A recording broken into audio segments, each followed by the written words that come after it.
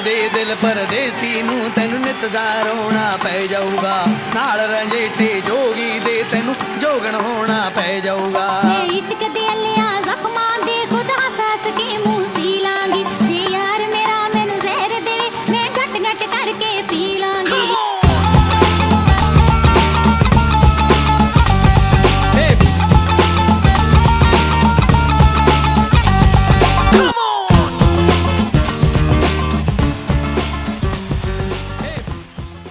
Do you hold ETH but don't know what to do with it? Want to earn those juicy liquid staking derivative yields but don't know where to start? Well, FrxETH is there for you. FrxETH is Frax's native LUSD solution, allowing you to earn boosted yields in multiple ways on your ETH. If you want to get started, go to app.frax.finance and turn your ETH into FrxETH today. Welcome everyone back to Flywheel.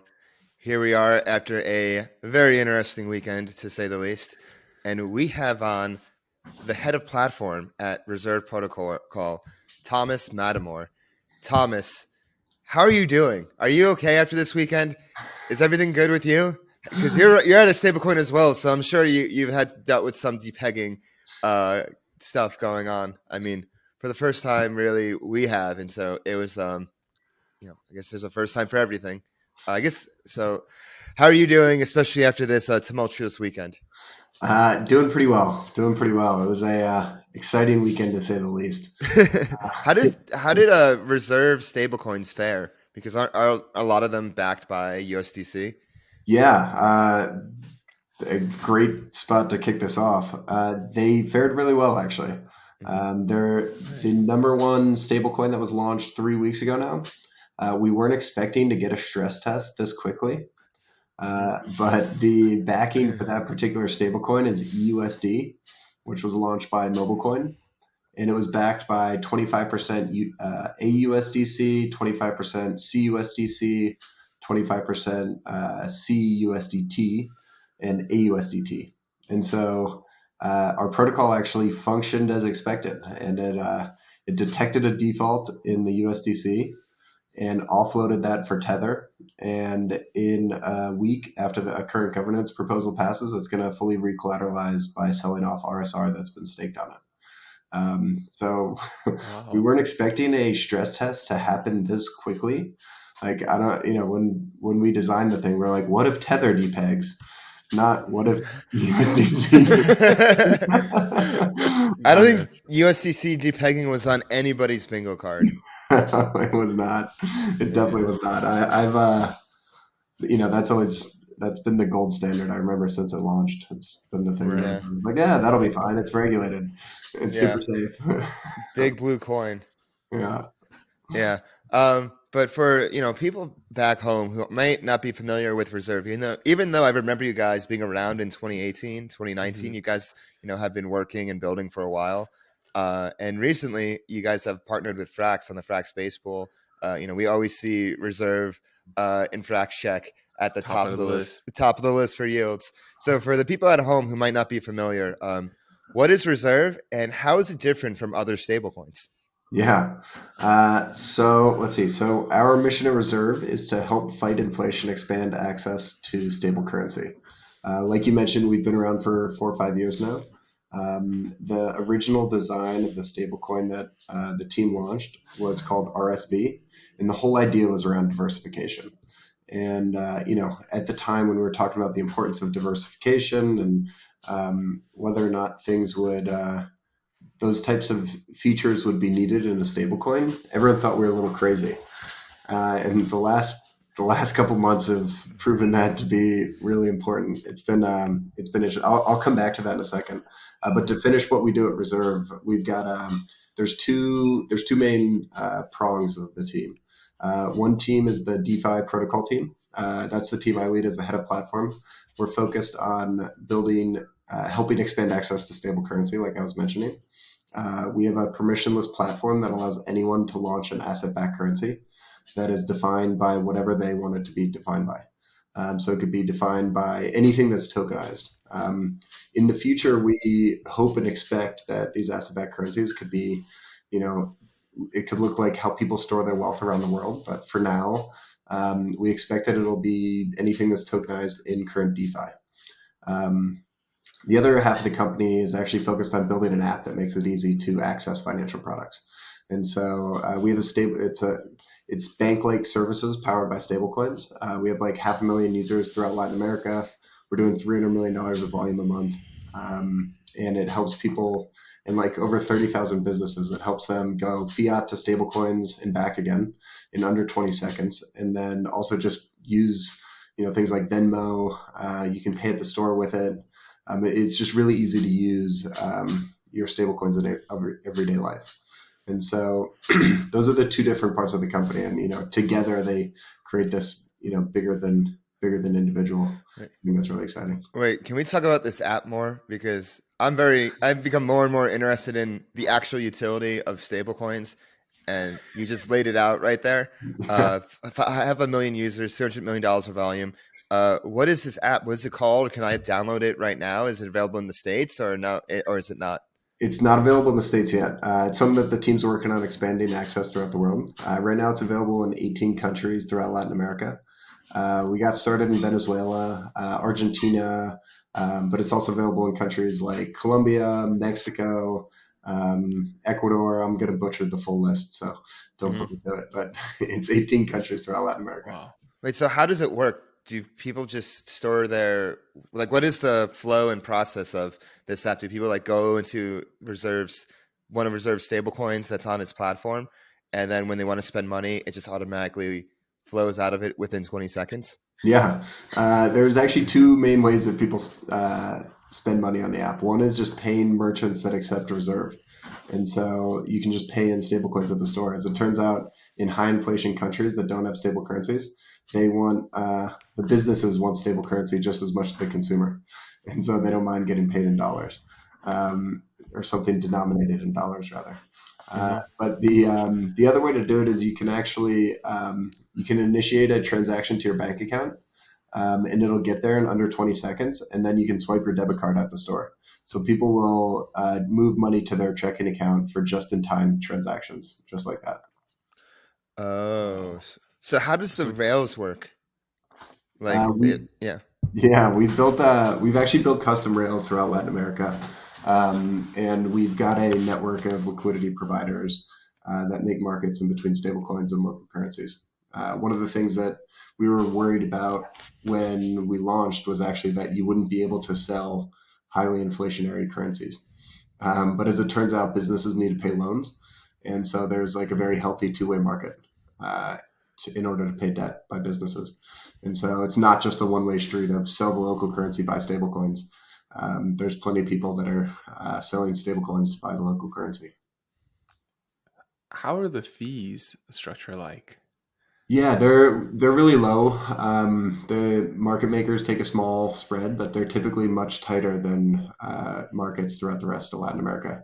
Argentina is famous for having these insane spreads and actually multiple different rates, with the government rate and the black market rate. And so we find that our spreads are very consumable for consumers. Oh, Right. Go ahead, Kiet. I also want to finish up. How about the actual, is there a reserve fee to use the reserve off ramping at all, or just the spread? There's you're gonna have to forgive me on my lack of specificity here, since I focus on the protocol side. Right. I'm not as super familiar with the nitty gritty, but but there is a small fee. We also do large amounts of volume for businesses to do cross-border transactions. We do charge a small fee on that as well. My mind's kind of racing here. So in theory, you could create 100% Frax-backed reserve stablecoin, and then you can just have Rails to all of Latin America for Frax. 100%.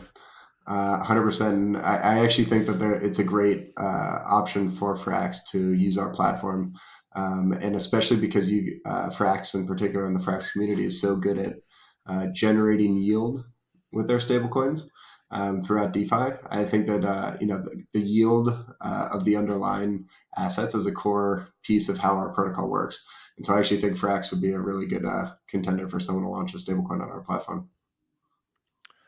Well, so because your stablecoin, made on and created on Reserve are yield generating stablecoins. Oh, It can be, yeah.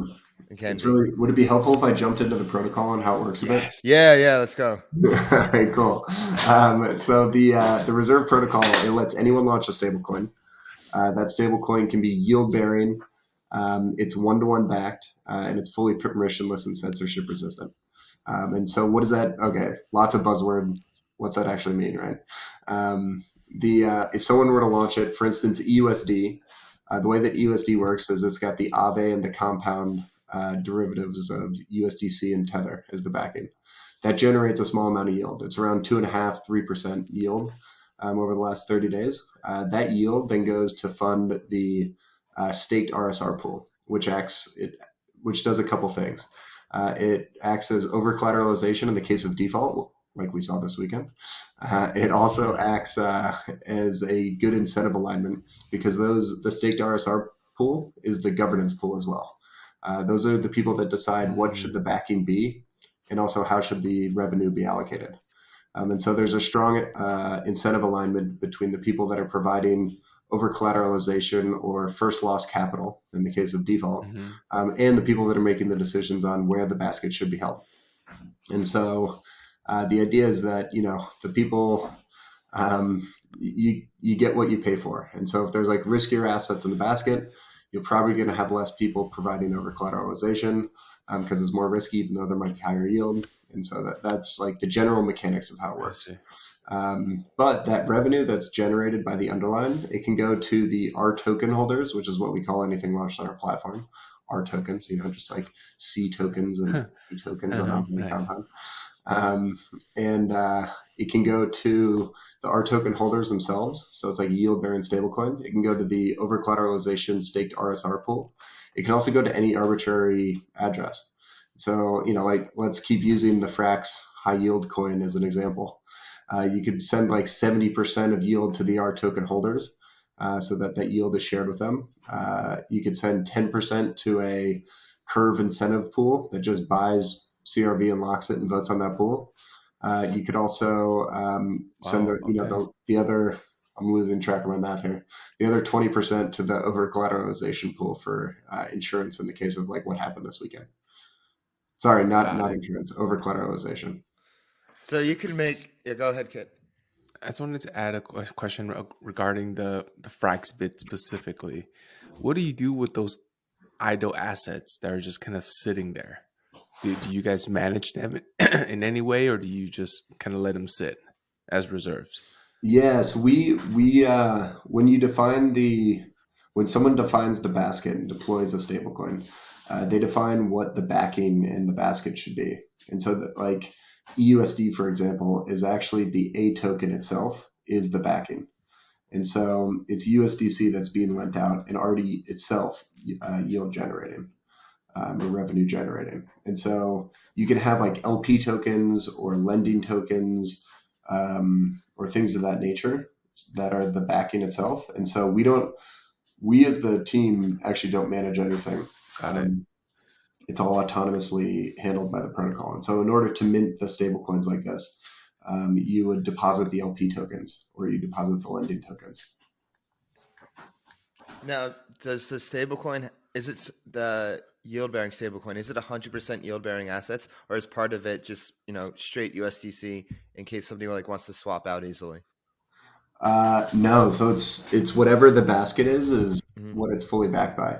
Although you ask a pretty interesting one because EUSD, for instance, right now is half backed by just straight USDT. And that's because during the default, the emergency backup asset that was defined in the protocol was defined as USDT. And so it sold the AUSDC and sold the AUSDT or CUSDT and accepted as payment USDT. Oh, so it's like a parameter. It decollateralizes and recollateralizes with Tether. Exactly. And you can actually, if you go to register.app, you can see this is all really transparent, like what is in the backing, and it's all in the settings. And any staked RSR holder can put in a proposal and create a new basket that can go through governance. I mean, I just gotta ask now that it's so permissionless and it's very powerful. Concern regarding liquidity comes in with so many fragmented stable coins now, or R tokens rather. How do you manage all of that? Yeah, well, it's funny. That kind of brings us full circle to the Frax partnership. We've enjoyed we've enjoyed we've enjoyed partnering with Frax on getting the liquidity going and pairing things with Frax Base Pool. We initially launched. The initial pool that was launched with Frax was a RSR Frax Base Pool, which is the one that you probably mentioned on the Frax check with the Yep. high yield. Yep. That's where we've been funneling our voting power in the meantime. But actually, just as of today, the EUSD Frax Base Pool was added as a curve gauge, and so it'll be in voting starting on Thursday. Hell yeah. Yeah. Nice. So you guys are really stablecoin infrastructure. Make your own stablecoin out the box. Yeah, exactly. Make your own stablecoin out of the box and hopefully make it in a way that's easier for consumers to use and more accessible for consumers to use. Like, do people, like people that aren't into DeFi, do they really want to be thinking about DeFi all the time? You know, the great thing about for USD holders, they didn't really have to worry about everything that was going on this weekend because the protocol, like no one can stop it. The protocol just did what it was going to do this weekend. It sold off the USDC and it bought USDT. So if I Wow. had a stablecoin backed by basically Fraxland, so like Frax yield bearing Fraxland tokens, F tokens, Sure. and I set the parameter like the backup, let the backup be, US, Tether, maybe TUSD, because now that's been gaining steam. Yep. I'm basically making my own stablecoin out the box here. Yep. And then this stablecoin can be targeted towards consumer adoption in developing countries because you already have all the rails. You don't even have to like go and like build the wallet or build, establish those relationships. All those are set out the box. Exactly. Yeah. So full disclosure, the app team, it is a centrally managed app. And it's not a self-custodian app. It's centrally managed. And so the team does have discretion over which ones they add to the app. Okay. Um, okay. Like which stablecoins they add? Which stablecoins they add. And so right now it's actually our legacy stablecoin. Although, in the future they plan to add USD. Now that it's still recovering from Denver flu. It happens. But So yeah. if I'm like if I built a stablecoin, like what do I get? What do I get out of it? Like, do I get like part of the fee? Like, what is the incentive to build a stablecoin? Yeah, so great question. So when you deploy a stablecoin, you determine what the basket is and also what the revenue split is. And so you could define, 5% of revenue goes to you as the deployer. Over time, governance could decide to change that. And so you'd want to be demonstrating to governance that, you're providing that value. Did you say at least 5% or 5%? Any percent. Anything. Oh, any percent. Okay. X%, yeah. X%. Okay. Yeah, as long as it's under 100. Actually, I want to make it 105%. I want you to pay. I want negative yields going to me. I'm just kidding. The hedge just kidding. Yeah, so any percent, and as long as governance thinks that you're still doing what you said you would do, which was, maybe help market this thing or help get partnerships for it or something like that, which would lead to higher TVL, then they'll continue to give you that revenue. And so we do think that it's an interesting opportunity for entrepreneurs that want to launch a stablecoin. And it's kind of funny. We actually have very similar views to Frax in terms of like, what is a stablecoin? A stablecoin, it could be a stablecoin to staked ETH derivatives. It could be a stablecoin to a broad index, right? And so that could be things like wrapped Bitcoin. It could be things like tokenized gold. It could be on the future. I think Backed Finance just got an SP500 tokenized, right? And so these are all different things that could be backing. It's all stable coins all the way down. Heck, you've got Flux Finance with Treasury yield. There's all kinds of really Right. interesting things that are coming on chain actually over the last couple months. Even as there's been, a lot of talk of regulatory crackdown, there's also been some of the most innovative bringing on chain of assets that we've seen in many, many years in the last couple months. So it's been pretty exciting to watch. So what assets interest you the most that have been brought on chain over the past 6 months? You said treasuries. Is that the main one? Are there other ones? I mean, in the the March 2023 environment, treasuries are a pretty attractive asset to be coming on chain. The most attractive, yeah. Yeah, right. The really, really fine in the corner. I just want to go buy treasuries to drink. Exactly. And so like we've been really excited to see there's a bunch of competition going on there too, right? There's like Ondo and Flux, but there's other companies as well that are doing a lot of stuff in that space. I think the SP 500 coming on chain is really exciting to me for a couple different reasons. One, because it's one of the most popular indexes around the world to hold, and two, because there's actually a ton of margin long interest on the SP 500. And so if you look back over the last, like 50 years, which like for traditional financial data is actually very well available, you can look back at how much margin long interest rate there was in the SP 500, and it's actually consistently in the, tens, hundreds of billions category. And so like, think about that from an Aave perspective, right? Like how much USDC lending volume would that bring to suck in if actually a lot of the traditional SP 500 margin long demand was brought on chain? That'd be really exciting. Just to like further build on that, we're in a really, really weird world where it's actually cheaper to borrow on chain than it is off chain. It's cheaper to borrow on Aave or Compound or Maker or FrxLend than it is to borrow on Interactive Brokers, which historically has some of the lowest borrowing rates in finance, right? And so it's this really weird world where there's actually an ARB opportunity for anyone that wants to do this borrowing to do it on chain right now, which is bizarre, but cool. Some alpha right there. Your daily dose of Flywheel alpha. Yeah. Yeah, for me, I'm very excited about all these RWAs kind of coming on chain. The only pause I have is like when you start mixing these real world assets, the regulation overhang is just like constantly there, and especially when you start dabbling into these almost quote unquote synthetic securities type, right?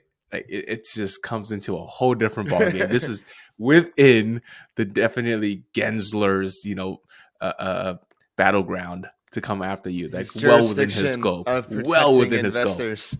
Yeah, he doesn't need to stretch for like going after some S&P 500 synthetics. Like that's just like my one concern there. Like, do you see any concerns in bringing SP 500 on chain? Look, I used to work in traditional fintech on and off for the last 11 years now.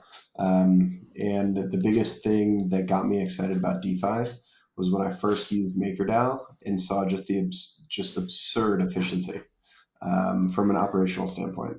Like the last company I worked at was one of the largest consumer lenders in the country.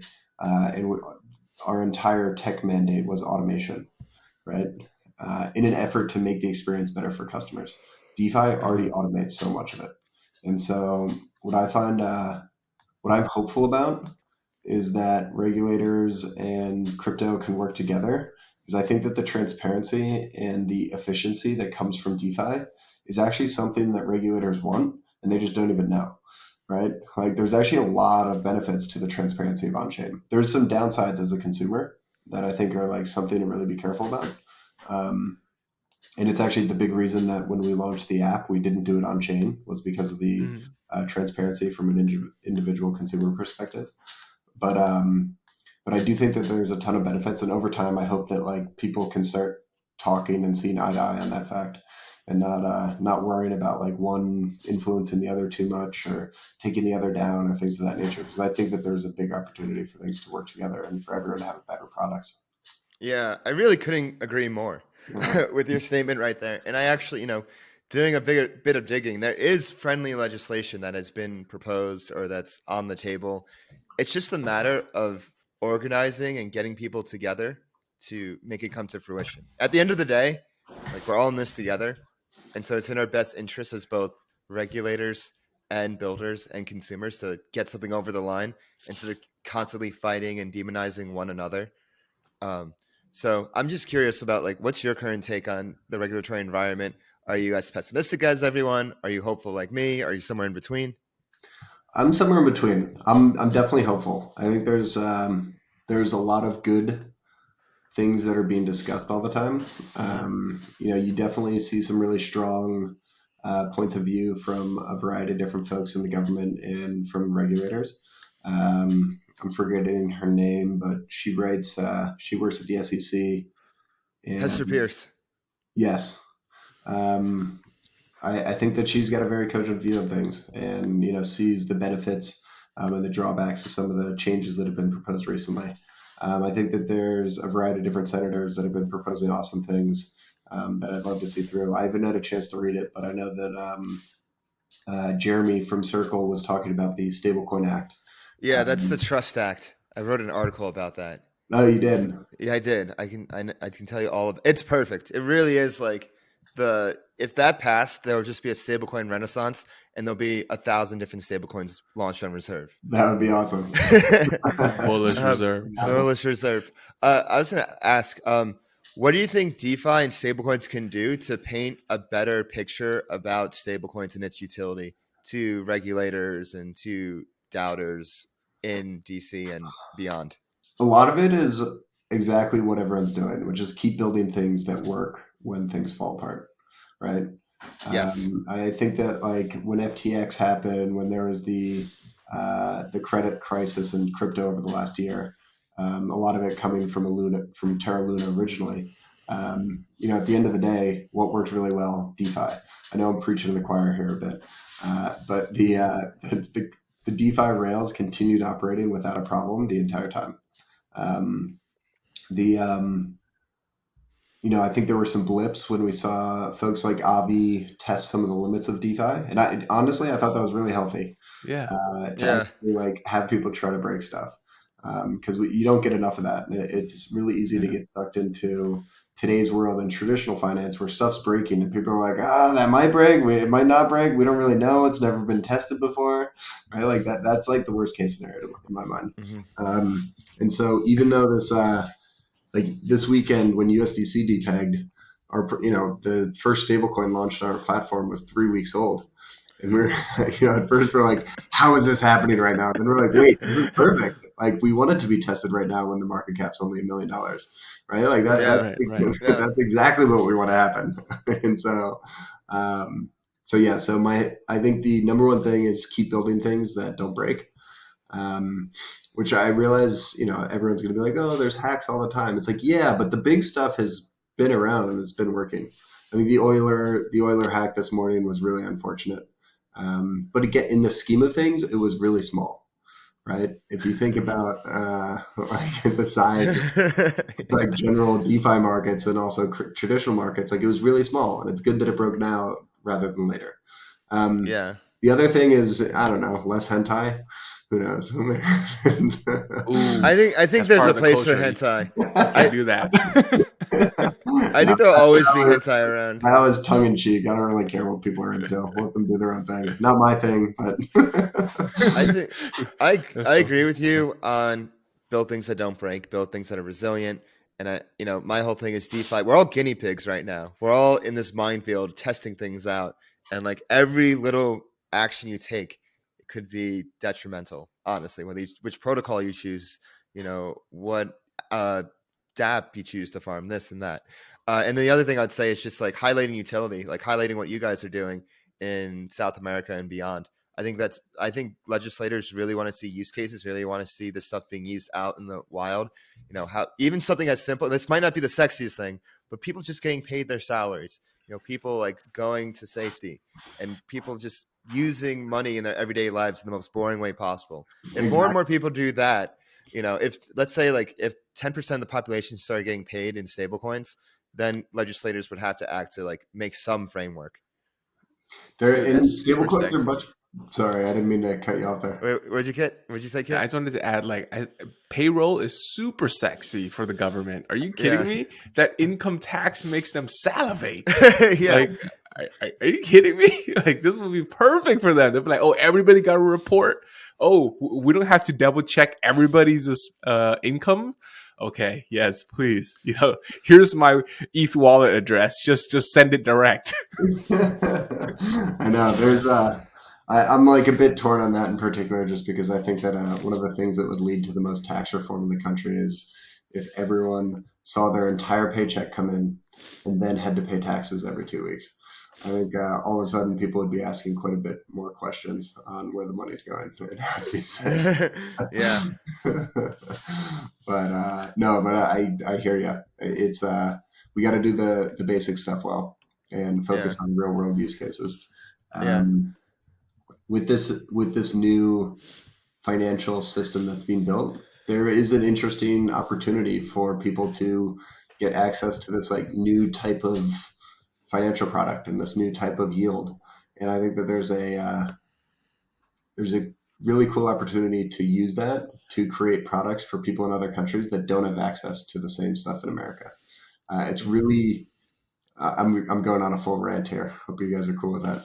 But it's really You're the guest. Go as long as you want. so it's really like, to me, it's most people forget that crypto doesn't solve that many problems in the US right now.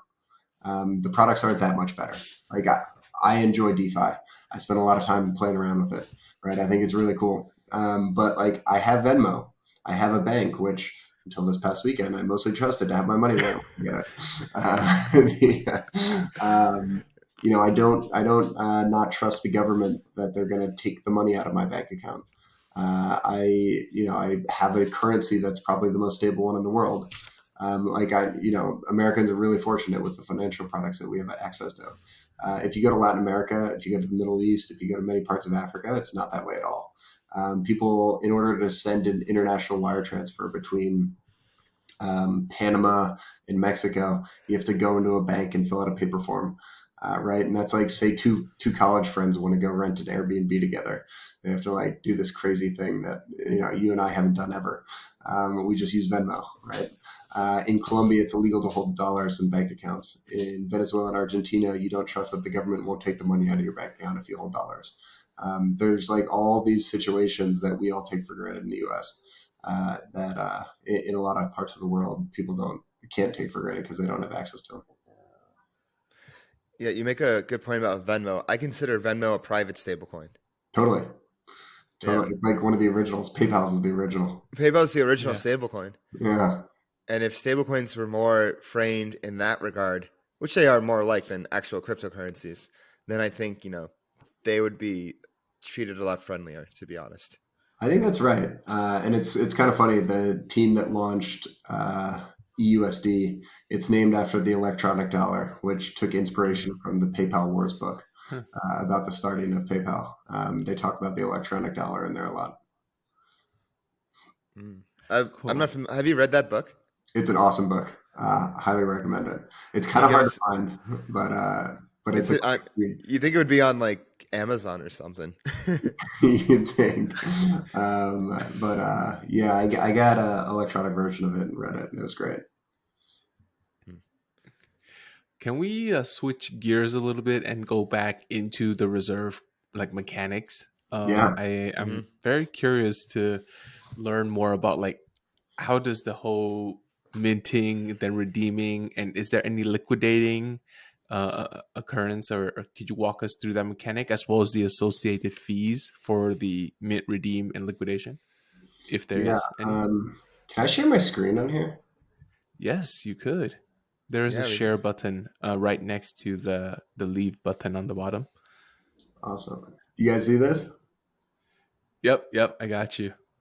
So Got it. here is register.app. So register is the dApp that's been built on top of the Reserve protocol by LC Labs, which is a contractor that we partner closely with. They've built this interface that not only lets anyone, I'm going to go back to the homepage here. You can see, and I've got $1 on the wallet that I'm connected to. You can see everything about RSV, which is our legacy stablecoin, which is similar to an R token, but it's not launched in the protocol. It is it was a diversified basket of other stablecoins. Originally, it was True USD, USDC, and the Pax dollar. We actually changed it up during the FTX crisis in order to go to the largest two most liquid stablecoins, USDC and BUSD. Then obviously there was an issue with BUSD, and so we had to change it again to all USDC. And then USDC had an issue this past weekend, and so it's been, when we launched it, people were like, "What is this thing? Why would you ever want to diversify? Why wouldn't you just use one?" And the reality is that the app that has RSV integrated into it, they haven't had to change a thing that entire time, and we've been able to make 4 basket changes behind the scenes. And so, I think the last 6 months have really proven the value of this type of design, which is awesome. But so you can see that, as well as this transaction history shows our pay transactions that are happening in real time. We anonymize the data by delaying it and hiding some of the information. Oh, is that like the app being used? This is the app being used. So Whoa. Wow. someone just put in Super $2 somewhere in Latin America. Wow. And then if you go to USD, which will show you a bit about how one of these R tokens works, because this is an actual R token. This is the market cap. Right now there's 1.8 million of RSR that's staked on it. So it's quite over collateralized. As I mentioned before, it traded out the USDC for straight up USDT. So right now it's half backed by USDT. It is only 97% backed right now. It'll over collateralize, I believe, on this coming Tuesday. Sorry, notifications coming in. It happens. So it'll sell off a portion of the staked RSR to make up the difference in USDT next week. And it's 97% because of the Depeg, or why is it 97? Because of the USDC Depeg. Yeah. But USDC is back to peg now. It's back now, but we sold it when it was defaulted to make sure that these folks had safety. And sorry, we didn't sell it. The protocol sold it because we can't stop it. Got it. So that's a good question too. Like, what are the parameters now that, because you've obviously at that point in time, the protocol did what it did, and we obviously don't know if USDC would have come back or not. Yep. But obviously, we booked a 3% loss here. Like, what are the parameters there to kind of so safeguard the safeguard? Yeah, it's defined on the different collateral types. And so the stable coins in this particular one, the threshold is defined at 98.75. So at 98 cents, 98.75 cents, it will declare it defaulted. And then in this one also, let's see, where are the parameters that I can show you here? It waits for 24 hours, which this screen is still being cleaned up to show things that we realize that people really care about during this last weekend. But it'll wait for 24 hours, and if it's still defaulted after 24 hours, then it will auction it off. And so that's what actually happened yesterday. And one of the other cool things that I think you guys will appreciate here is if you go down here and click deploy, you can create whatever you want, and you can launch your own R token. And we've made this really easy interface that allows you to select. Anyone can write a collateral plugin. We've got a variety of them in the works, like Flux Finance, Convex, pools, Morave and compound assets, etc. But you can define what you want to back it. It can also be pegged to not just the dollar, but the euro. It could be pegged to an index. It could be 20% Bitcoin, 20% ETH, 60% dollars, right? Like it can kind of be a variety of different things. It's really cool. It takes a little bit to understand. We're trying to make deployer guides and things like that. But the interface, you can run through this. If you know the information, you can do it in a couple minutes that you want to put in here. Wow. Yeah. Got it. And are there any fees for the smart contract to rebalance all of this? So, like any operations, there is slippage. And so Yeah. it's an open auction. And so it's a Gnosis easy auction that's operated where Got it. anyone in the market can participate. We expect over time that slippage will go down because more people will be participating as these auctions get larger and become a Right. more Right. frequent thing. But yeah, so the people that participated in this auction were able to get like 1% slippage. Wow. Yeah, which is in the MEV world quite high. No, absolutely. Well, it's not as good as that one guy that turned $1.50 to 2 mil, Yeah. right? Wait, what happened? Wait, what happened? Oh, you didn't see that? Like some I saw MEV person I saw 2 swapped. million. I saw 2 million to Yeah, 5 cents, but not yeah, 150 to 2 mil. Well, someone got the other side of that trade. yeah. Explain what happened. So somebody tried to do a swap with three curve 3 CRV, which was Yeah. valued about 2 mil. And then I guess that person who did the swap must have had some very high slippage tolerance or something. I didn't know you could set it that high. But then the MEV person basically paid like I think 40K in bribe or tip to the miner, and then he was able to kind of sandwich attack that really juicy. Uh, juicy doesn't even come to describe it. That has to come down to like one of the best MEV attack. I mean, sucks for the other guy. Obviously, I'm not saying that, but it's just this is just wild. This is prime grade A rib. That's how juicy this meat is in this attack. Yeah, I think that's probably a pretty good example of some of the things in DeFi we have to make a little safer for the consumer. Oh yeah. But yeah, that was a heck of a sandwich attack. Stablecoin liquidity was just wild over this weekend. Watching it. I mean, USDC before the weekend was the risk-free asset of DeFi. Yeah. Like, no one thought twice about it. The only person that thought about it was Sam Cass of FrxETH. He was like, it's the closest thing to the risk-free asset, but we want to get our own FMA in the future. He was the only, I haven't heard anybody else question USDC other than people would question USDC in regards as like, oh, they can blacklist the maker PSM, but I don't remember hearing any concerns like, oh, we have to be careful about the banks really backing it. That was definitely unexpected. Pretty black swanny, to say the least. Yeah. I'm happy we're out of the woods for this one, but like, what else is next? Honestly, like, what could happen? That's got to be the final boss, right? I honestly, I'm not counting anything.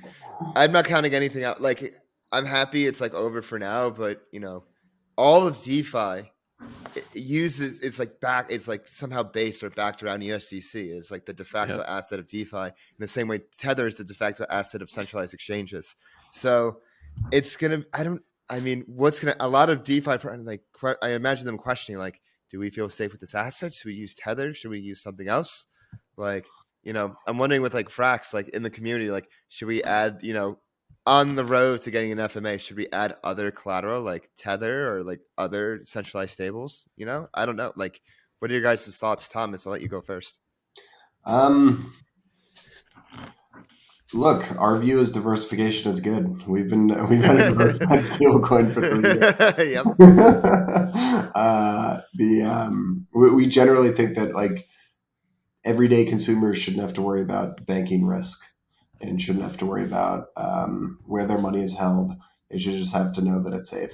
It actually, just in general, like it's kind of insane that so much of the world spends so much of their time thinking about how to beat inflation.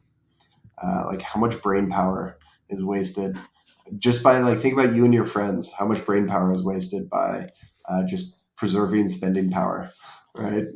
Like that's wild. Like how many people, like of the people how many people's jobs are dedicated to it, right? Like that's insane.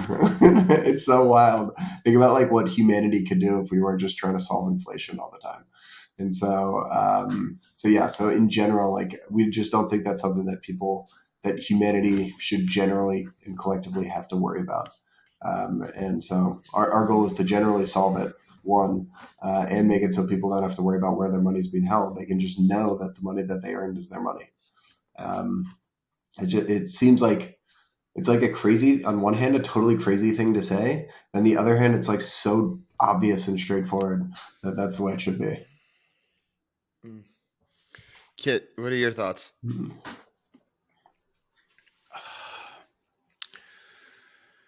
I mean, this is a tough one for me. After what happened this weekend, it really just reset all my first principle thinking.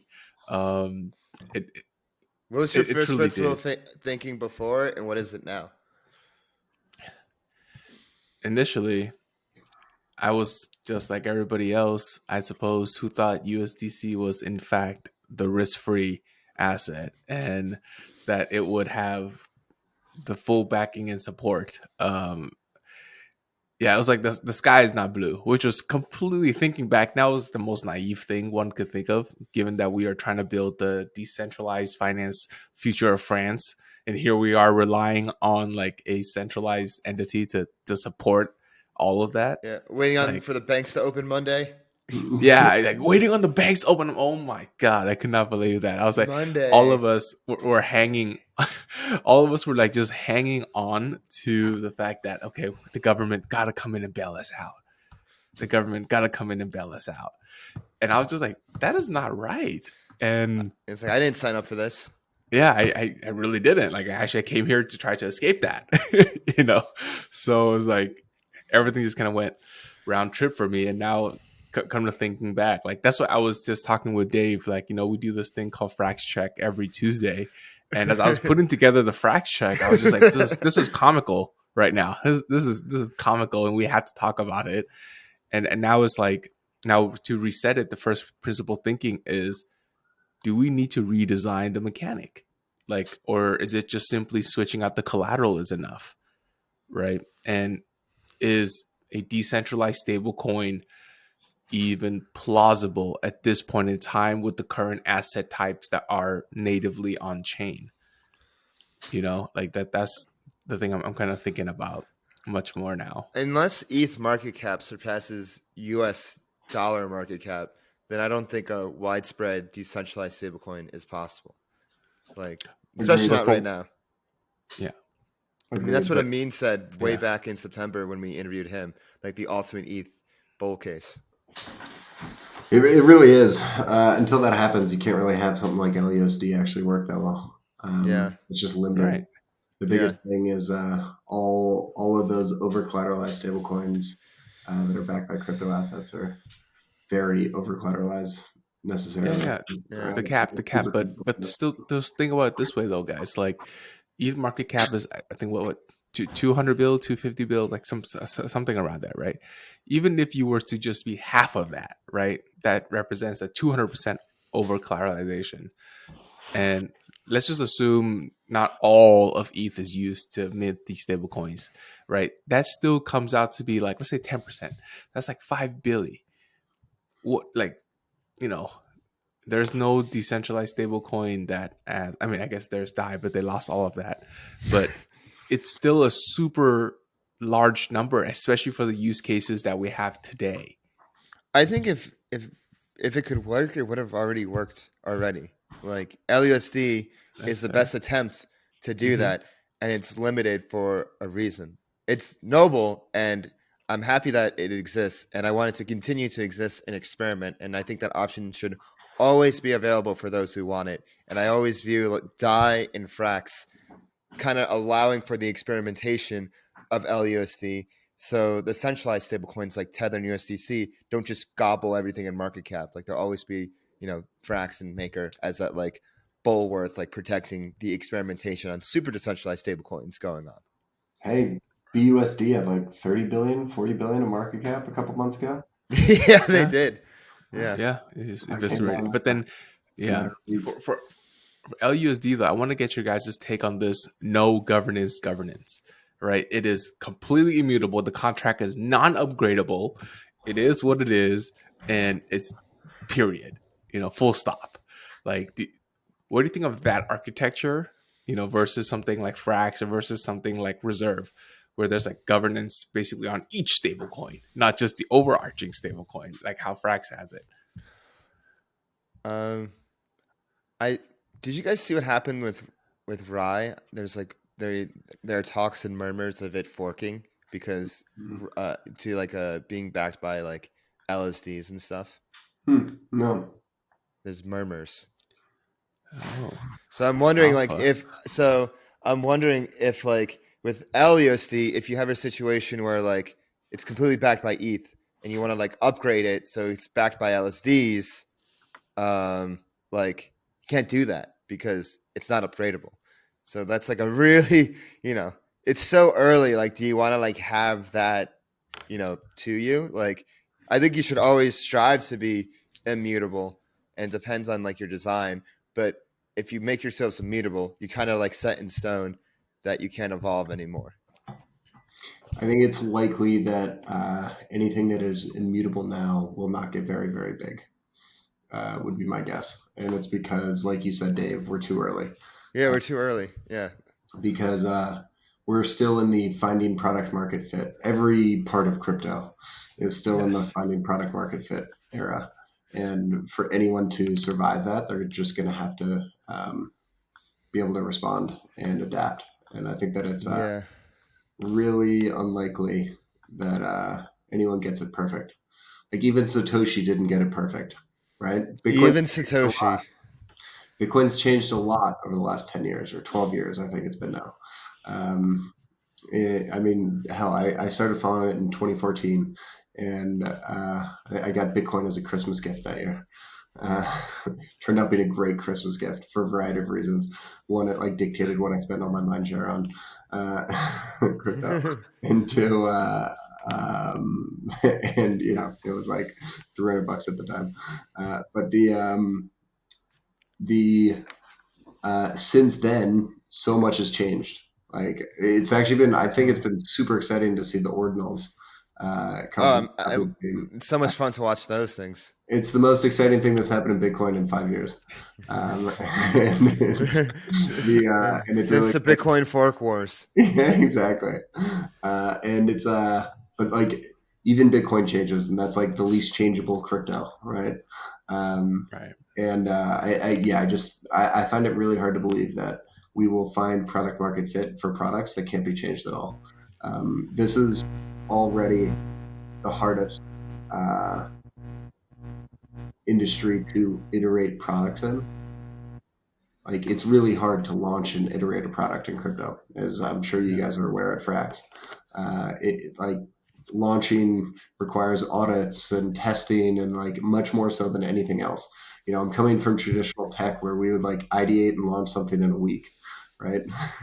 And then if it didn't work, we would just fix it, right? But that's not roll it back. Exactly. That's not possible. All right, guys.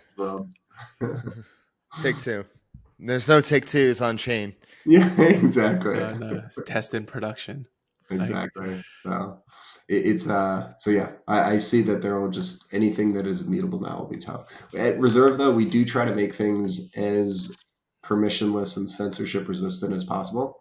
That being said, the protocol is very flexible and governance can do a lot of things. But for the most part, besides some safety features, like there's a pauser role on our tokens that can pause people from issuing new ones or stop trading or things like that. There's a freezer role that's even more, slightly more restrictive. And there's actually a guardian role that gives it like a group or an individual the ability to reject dangerous proposals. And these were like some things that we had to design into the system to make sure that a token that's used to govern multiple things can't be economically attacked in the governance forums. But otherwise, everything is permissionless. Minting, redeeming, anyone can do it at any time. You can always get your assets back. Anyone can launch something. And this is like related to what I was just saying.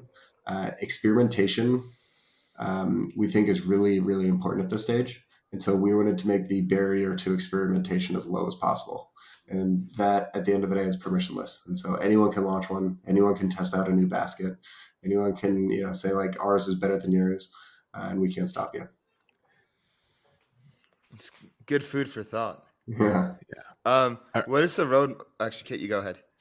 I just wanted to ask the minting and redeeming because I forgot to ask that earlier. What are the fees associated with that, or if there are any? There's gas fees, but otherwise there's no fees. You Wow. have to pay the Okay. gas to mint and redeem, and we're actually trying to work on a gas optimized like Zap function to mint, where you can just take USDC and it'll go get the various things around DeFi and then packet it together into a minting transaction.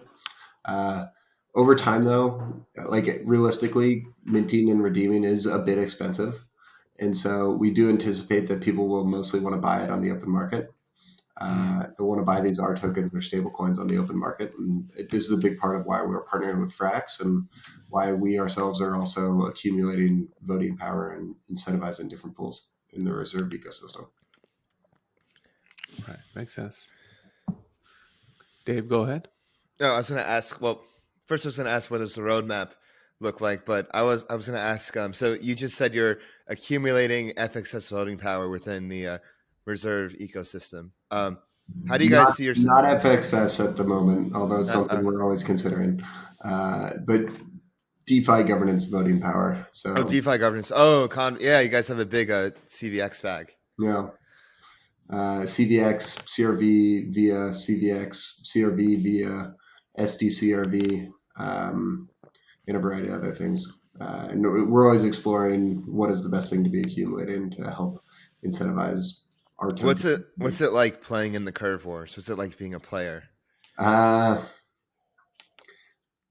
Well, I mean, it's really fun. I was always watching it, right?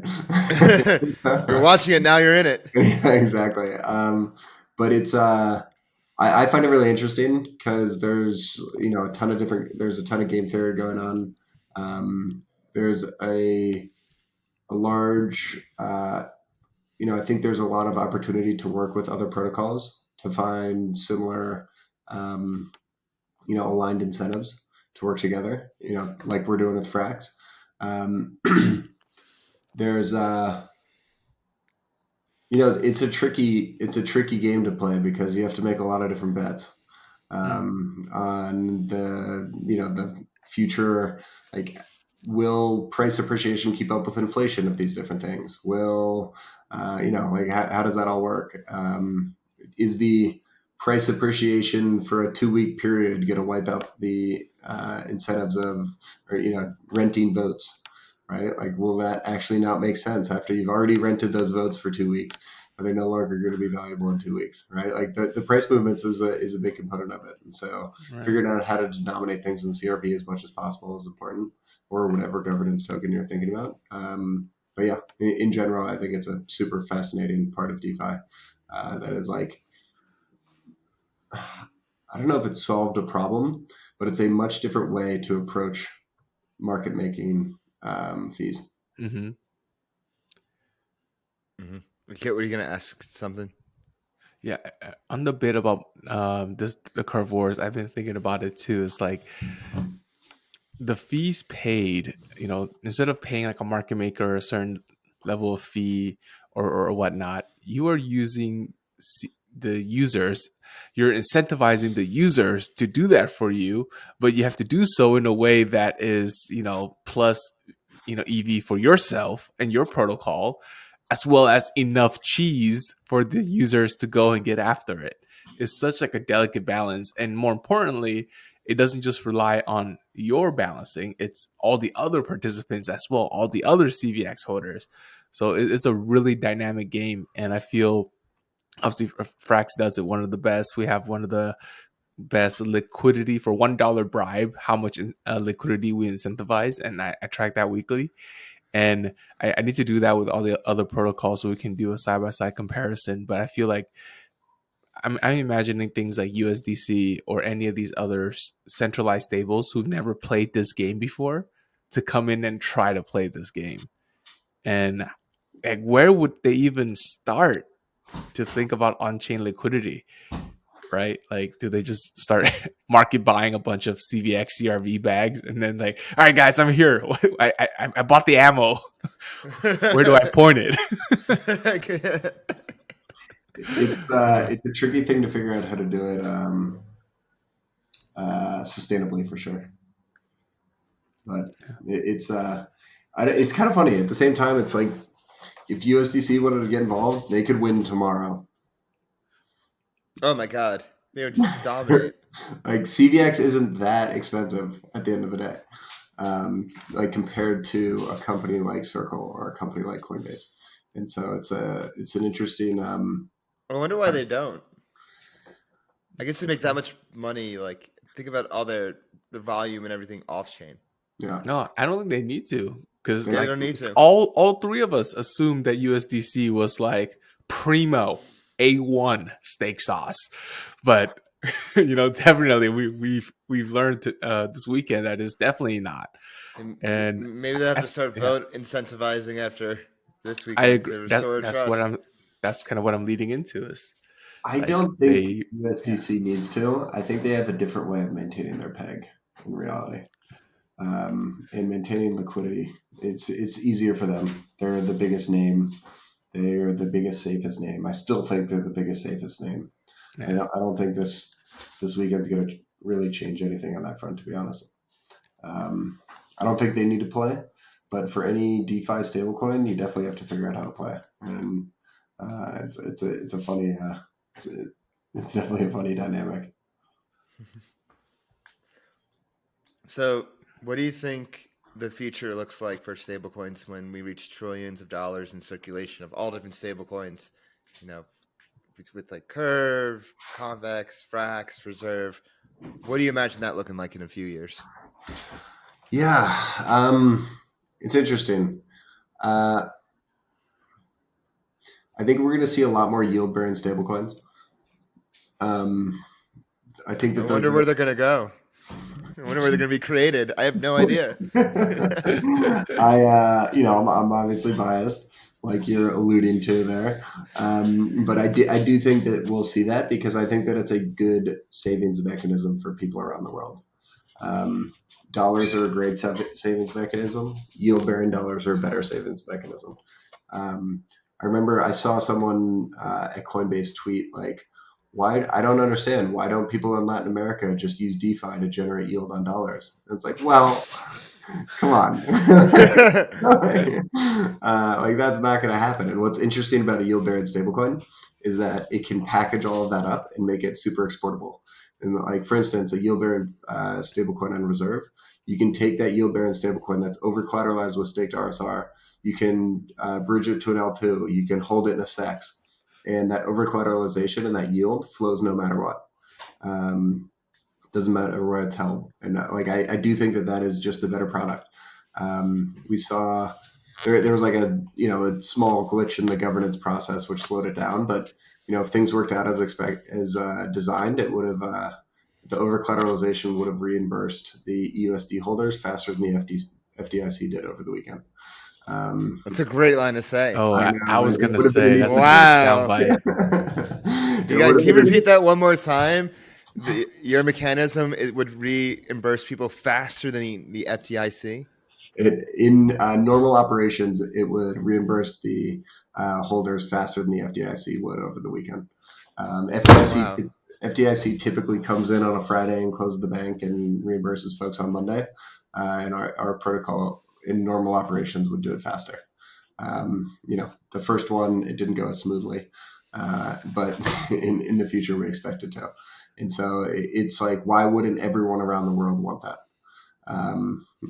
It just seems unlikely to me. So with the reserve stablecoin and the yield-bearing assets backing it, are you earning yield by holding the stablecoin or no? Or is it or no? I didn't get that part. It appreciates. It doesn't rebase. And we did that for a couple different reasons, namely that rebasing tokens break stuff. Oh yeah, that's why we see FrxETH the way it's designed. So could I put it in do you guys have like a vault where I can put the stablecoin in to earn yield like FrxETH? No, it just appreciates in terms of. Oh, it just appreciates. Yeah, okay. The redemption value just gets higher and higher over time as the yield accumulates. Oh, okay. So I can redeem when I go to redeem it, it will be higher than when I minted it. Exactly, and since it's redeemable fully 1-to-1 at all times, And if it is a appreciating stablecoin, then it increases in how much you can redeem it for. We expect similar dynamics to USDC, where it's actually really easy to keep the peg. Once our token can get to a certain market cap where gas price doesn't matter anymore, it's really easy for arbitrageurs to just take any difference because they can go redeem it right away. And so we're excited about that element of it. But yeah, the yield just increases the redemption value as the yield accumulates in the background. So it's similar to, I believe FPI is similar. Yeah. Similar mechanism there. Interesting. What does the roadmap for Reserve look like? Yeah, so we're really excited right now to focus on building more collateral plugins, because the interface that I showed you, there's a list of collateral plugins. Those are wrappers for every protocol, so that the protocol knows how to handle the default scenario. With Aave and Compound, it's pretty straightforward. With Curve, it's a bit more complex. You have to understand basically how the curve works. Yeah. So, but there's no reason that can't be. We're working on it. It's in progress. Same thing for things like Flux Finance. Same things for actually State FrxETH is in progress right now, as well as other LSDs. And so you could you could create like a diversified LSD basket of a variety of different things. And so we're excited to bring more collateral plugins so that the Lego box is bigger. And so that people can create these. I like Legos. Yeah. Dave, let me know when you're ready to deploy your own stablecoin. I will. The David. DeFi Dave's very special stablecoin. Safest stablecoin of all the stablecoins. Yeah. USD Flywheel approved. DD. Flywheel approved, and you could even give 2% of the revenue to the Flywheel pod to help fund operations. You're already thinking like I am here. We're definitely talking after the show because I have a number of ideas going on. So Thomas, I just want to have an example. Let's say I have FrxETH and I want to deposit that into, or rather FrxETH, and then I want to deposit that into the reserve contract. Mm-hmm. Do I mint like our tokens pegged at $1 from this FrxETH, or do I just mint more FrxETH as the stable coin to track 1-to-1 with FrxETH? Yep. So step one, you would deploy a stablecoin you'd find FrxETH in here, and you deploy a stablecoin with it as a part of the basket, whether it was the whole basket or just part of the basket. And then you would go to the R token page for whatever this R token was that was backed partially by FrxETH. You would do mint, and it would look here and it would say, do you have those things in your basket? Okay, great. I'm gonna, like right now I happen to have the makeup of USD, which is CUSDT, AUSDT, and USDT itself. I can mint 7 cents worth of it, but you would do the same thing. And so it would take those tokens in your wallet and put them into the protocol, and in return give you the R token. And this R token that you would just mint, does that track the price of ETH like 1-to-1, or does it mint you dollars of it? Or I guess I'm confused there. Yeah, so for FrxETH, you would probably want to peg it to ETH. Mm-hmm. Okay, got it. So, but like for this one, which is backed by Tether, it's pegged to $1. It's backed by dollar-denominated assets. Technically, you can back a dollar-denominated asset with volatile assets, but it just means that the over-collateralization pool would get hit all the time, anytime the price hit. The parameter. So it's not a CDP. It's more of a basket of whatever asset you put in there, and it tracks that asset, not a CDP. What are the legal ramifications of individuals launching your own stablecoin through your protocol? Is it, since it's permissionless and you're just launching it, doesn't go and isn't considered the same thing as like other activities? Yeah, look, I'm not a lawyer. I'm not an accountant. I'm not I'm not any of those things. I'm not a financial investment advisor. I think I covered the big three there. But when you're deploying a R token on the Reserve protocol, you're just deploying the set of contracts to the Ethereum blockchain, which then lets anyone interact with them. And that's free speech, Exactly. And so not legal advice. Legal advice. and so you're deploying a set of contracts that all it does is define how people can use those contracts. It just defines what the basket is that you need to deposit in order to get a receipt back, and vice versa. And so we think that there's. I mean, this is actually really interesting. Is an R token a security? In some cases, yes, and in some cases, probably no. If it's backed by security-like assets, for instance, if it's backed by the tokenized SP500, it's probably a security, right? But if it's backed by dollars or ETH or something like that, it has decentralized governance. If you use the out-of-the-box governance, you can actually use whatever governance you want. But if you use the out-of-the-box governance, you're using decentralized governance, where anyone can choose to participate in the governance. And I think that that's been proven a few times now that is like one of the key differentiators for a decentralized non-security asset. And again, I'm not a lawyer, and I'm gonna ask my GC to review this, our definition here. But our understanding is some of these things are securities, some of these things are not. As long as you're launching something that's not a security, then there's no ramifications. Got it. Again, he's not a lawyer. He's the head of platform. Yeah. Question then, Thomas. Could you do more than just ERC20s? Could you do some fun stuff with some NFTs? Kind of like an index fund, per se, of EFTs? And also, is it NFTs? available on L2s? Or is it only Yes. on mainnet? So we're exploring if we should deploy it on other protocols or other chains rather. Sorry. Right now it's only deployed on ETH mainnet. And that's for two reasons. One is security, and two is it's where 80% of DeFi liquidity is. And if you're going to build something that is backed by other assets, you need liquid assets on chain. And so right now it's there. You need the other assets. Yeah. The tokens themselves, though, once it's deployed, it's an ERC20 token. So USD is an ERC20 token. It's actually already been bridged to another blockchain. It's been bridged to the MobileCoin blockchain. MobileCoin, like I mentioned, launched USD, and they bridged it to their blockchain in order for anyone to use on their network. And so if you actually go download the Mobi app, you can send USD privately around the world in under 5 seconds with sub-quarter cent transaction fees, which is pretty cool. It's like international crypto Venmo, like what I dreamed of when I first learned about crypto. Wow. You actually just do in Mobi. It's really cool. But yeah, so you can bridge these ERC20s to any blockchain just like any other ERC20. The backing of an R token does need to be an ERC20, but like we have so Aave rebases. And so you might have noticed in the interface that the backing is called SA USDC or SA USDT, and that's just a static Aave wrapper. And so you can wrap anything in an ERC20 wrapper and make it an ERC20. This is like one of the beauties of programmable money, right?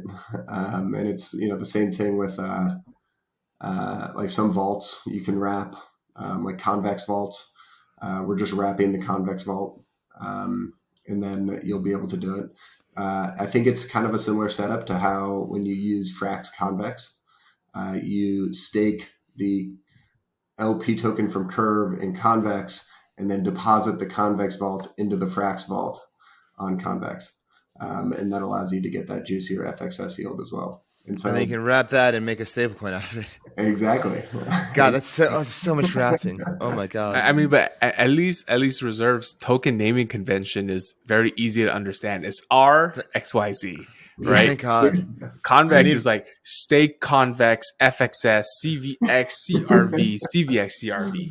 You know what though? If you go to traditional finance and you look at the different like the QSIPs. That's true. Or if you look at like the names of bonds, it's like INV, SPY, there's like all these crazy different names. Oh, of course. Yeah. Yeah. Like, Those sure. things. That's where we learned it. Yeah. And Yeah. so it's I think that it's natural for some of the more things in DeFi to have more exotic names, but over time to make them consumer friendly, you need to make it easily packaged and wrapped. And this is one of the things that we think is awesome about our tokens. It allows these like complex things behind the scenes to be wrapped up into a single product that anyone can access and not worry about on any chain, on any sex, on any app, whatever. Got it. This has been a very enlightening interview. I think I feel like after every interview, I get pilled on like whoever I interview, but I've definitely been reserve pilled, especially for the applications I can see for Frax and potentially myself and Flywheel in the future. So, Kit, do you want to wrap this up? Do you have any other questions? Last question. Let's, since we're all kind of in this doom and gloom, could you share with me some like challenges that reserves are facing right now, and what's kind of keeping you up at night? Yeah, well, let's see. The thing that kept me up all weekend was, hoping that our first recollateralization, Like, permissionless recollateralization process went well. And I think going forward, we're really just excited to build more Legos, and then we're excited to see like what people want to build. I think the biggest concern with anyone is that like no one will want to use it, right? And so that's the thing that keeps me up. And so I'm trying to always talk to people and understand like, all right, what would you build it? What would you build with it? What are the collateral plugins you need? Are we building the right things? Right. Like I said earlier, it's really hard to build in DeFi because you have to, measure 10 times, cut once. And so I want to make sure that we're spending our time on the right stuff. I think that's probably the thing that keeps me up at night. and then what does success look like for Reserve? Kit, I know this is your kind of question, but what does success look like for Reserve in the future? The business model is very, very simple. It's really similar to Frax. It's really similar to Circle. Grow TVL. The more assets in the protocol, the more revenue that's flowing through it. We'll be participating as governors and staking company RSR onto the R tokens. And so we just want to see that grow and see more cash flow go into the staked RSR holders. Wait, so the only revenue comes from the yield-bearing underlying assets. There's no fees on top of anything. No fees on top of anything. There's no fees. Yeah. Whoa. Oh, okay. Wow. That's why I call it sustainable. Game. Okay. Yeah. So we have a similar model to Circle, right? And so the more yields that come on chain, the more yields increase on chain, and the more DeFi is actually used, the more opportunity there is for our tokens to capture some of that yield and package it up into consumable pieces for other people to hold. All right. Well, Circle's kind of different though, right? Because they actually take the USD and they go and do the farming themselves, whereas you guys just let the people come with what they have, and we'll just bag hold with you. Yeah, and look, like we aren't launching any R tokens ourselves. We think that it's we want to work with other people to see. We don't think that we have the best answer, right? Like we don't think that we don't know how to solve inflation ourselves. We think that this is like a really amazing platform for people to experiment on and to help us together as an ecosystem discover how to solve inflation. And so we will help people. We'll ideate with them. We can help them with branding. We can help them with design. But we're going to we can help them with our voting power on CVX. But we're not going to actually launch any ourselves. And so, MobileCoin launched the first one. We're talking to a bunch of different people about launching a variety of different ones. But we're excited to work with anyone that wants to, help us grow the inflation fighting ecosystem at Reserve. Yeah. Amen Good to mission, that, man. Good mission. And on that note, let's get into our lightning round. All right. So, Thomas, at the end of these pods, we like to get to know, the man behind the builder. Like, we want to get to know you a little bit. The man behind the platform. the man behind the platform. And I always start with, what was your virgin crypto experience? When did you first touch the chain? And sexes don't count. Transfers between sexes was probably the first time I touched the chain. I realized that doesn't really count. I did use Bisexes. yeah, Bisexual over I did, here. Got it. yeah, I think transferring to probably like Binance or Poloniex or Bittrex, one of the 2015, 2016 fun ones. I got a ledger before the 2017 run up. Nice. That was one of the first times I like really used it myself, and then I used a Dex before a Dex was A like Dex. barely usable. Ether Delta? I think it was either it was. I don't think it was Ether Delta. Was it new Dex on EOS? IDEX? Oh, you know what I did in I want to say 2018. I lost like an Ether 2 flipping a coin in a smart contract. It was like a gambling contract where you could just send FOMO it. 3D? I don't remember what it was called. But yeah, this is like definitely pre DeFi. It was like one of the first smart contracts, and I was like, "This is cool. I want to try it." As it turns out, I lost both flips, but The degeneracy started young. Got it. All right. And then the second question is, what is your favorite off-chain touch grass activity? What are some hobbies and interests of yours? yeah. Let's see. I like biking a lot, playing basketball. Never skip a leg day. Never skip leg day. Never skip leg day. I'm trying to dunk right now. Can't do it yet. I'd like to. It has leg day and dunking. Yeah. Wow. What's your vertical right now? Not high enough. Not high enough. We gotta pump up those numbers, Thomas. I know. Get those numbers up. What's some advice you would give to your younger self? And it can't be buy Bitcoin. Yes. I'm a big fan in. I learn by doing a lot, and I've been obsessed with crypto for 9 or 10 years now, but I just started working in the industry a year ago. I joined Reserve last April, the week before Terra Luna. And I love Reserve. It checked all the boxes for me. It's like one of the smartest group of people I was able to find. We're building products that actually solve real people's problems. And I think that there's, like a kernel of product market fit that I'm really excited to bring my product experience to help expand. But, I could have made the jump 3 years earlier when I was also obsessed with it and been building it. Better late than never. Yeah, exactly. So I think it would have just been probably taking a jump a little bit earlier.